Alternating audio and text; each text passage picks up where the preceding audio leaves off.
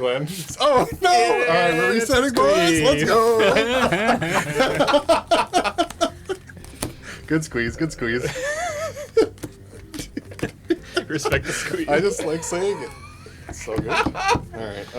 Good morning. Welcome to Board Game Barrister, our local game shop in Milwaukee, Wisconsin. It is Tuesday once again, and every Tuesday we get to play a game. Today, that game was Insert Card Here, a card game where you get to put the squeeze on your friends. We're going to talk about what that means in just a second here. I'm here with my fellow barristers, Glenn, Ian, and Gordon. And before we talk about everything we loved about this silly little card game, we're going to talk about how to play. Welcome to Insert Card Here, an amazing little card game about trying to make sure you can play a card that fits within the range between the two cards on the table. When the game starts, our dealer's going to draw 2 extra cards into their hand, and then they're going to look at the lowest and highest cards in their entire hand and put them face up on the table to form our starting discard piles. This also forms the range that we're going to have to play within. The next player is going to look at those 2 cards, and they can play any card from their hand that falls in the range between them. So a 49 would work perfectly fine because it's between 13 and 96. And now we've reached the main part of the game. From now on every player's turn, they are going to make one key choice at the beginning of their turn, looking at that central card. They have to slide this card either to the left or to the right to form a new top card in that discard and to narrow down that range. So for instance, the next player might choose to slide it this way. Now the range is 49 to 96, and then they could play the 74 out of their hand, and you can see how that range starts to get narrower and narrower. There are also wildcards in this game that can fit within any range, so if I, on my next turn, slid the 74 this way, the range has gotten pretty small, I could actually play the 1 wild, and that fits perfectly in that range because it's a wild. Now, this becomes a 1, and the next player has to choose which way to slide that 1, and the range becomes 1 to 74. Some of those wild cards are also reverse cards, and they work pretty much like you'd expect. They reverse the order of play, so now we go the opposite way around the table. And if that fateful moment comes where you don't have a play because none of the cards in your hand could fit between the ranges, no matter which way you slide that central card, that means you reset. Now, a reset means you're going to discard all the cards in the middle of the table. Those are gone forever now. You draw 3 new cards, and then you'll look at your entire hand, including the cards you had already been holding, and you're going to create a new range using the lowest and highest cards in your hand. So effectively, you're drawing 1 card because you're drawing 3 and then getting rid of 2 immediately to create the new range. One of the things we liked most about this game was the option to really put somebody else in a tough spot. Obviously, I have a bunch of cards in my hand that would be safer if I slid this to create an open range between 43 and 92, but I could put this over this way, and now the range is tiny. It's only between 34 and 43. I still have a play, and now the next player better have something in this range or they'll have to reset. If a player does manage to play that last card in their hand, that means they win. We're going to have to shuffle up and play again. All right, so this is usually the part where I say that we just finished our first game, but we actually just finished our first 3 games because this game plays so fast. It's about a 5-minute game.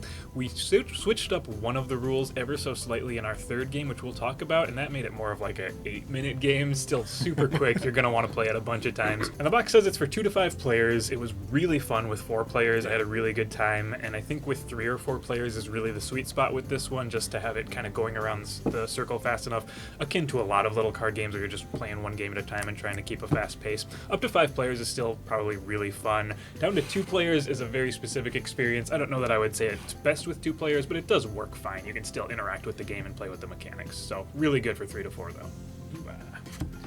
Ah, boy. Squeeze them. Jeez. Gap of 1. So I play a lot of appetizer-y card games that play are super quick, and you play a bunch of games either in the beginning or the end of the night when you've only got a little bit of time left. And this one really solidly falls into that category. The thing that I really like about those little types of card games is when you can poke at your friends or squeeze them in this game, right? And it doesn't feel bad. The squeezes are funny and everybody's laughing, and you get to draw more cards and reset the pile.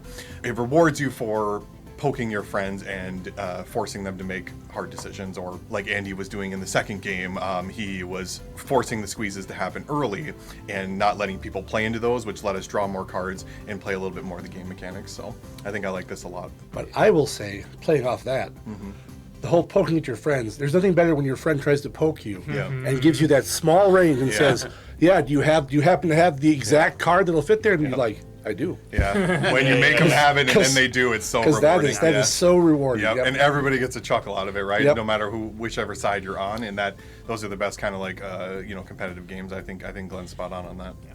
It's to me. That's Yep. to you. Let's get squeezy. Oh my god, it's happening. Has he got it? Oh, that's game. No! Wow. All right, squeeze. Unreal. Good squeeze, good squeeze. Almost had it, almost had it. Yeah, the thing that really separates this game for me, because you can compare it to a ton of other great little card games like Uno, like Llama, stuff like this, where you're playing one card at a time, trying to run your hand out of cards. But the beautiful part of this is that you have a very important choice to make every turn in which way you're going to slide that card. And sometimes there's not really a choice. You're just playing safe and you're trying to say, all right, I can only slide it one way and actually make a play. Yep. Sometimes you have a choice and you can make a really risky play, narrow that range massively, and try to get that squeeze on somebody else. Maybe it backfires terribly on you. Maybe it goes great and you get to put the squeeze on somebody. And that was kind of the beauty of it, is that there's this really good amount of agency you have in saying, nope, I'm playing it safe this time. I just want to get my hand empty, or let's play the game. I almost called it squeeze. Hey. Oh, come on.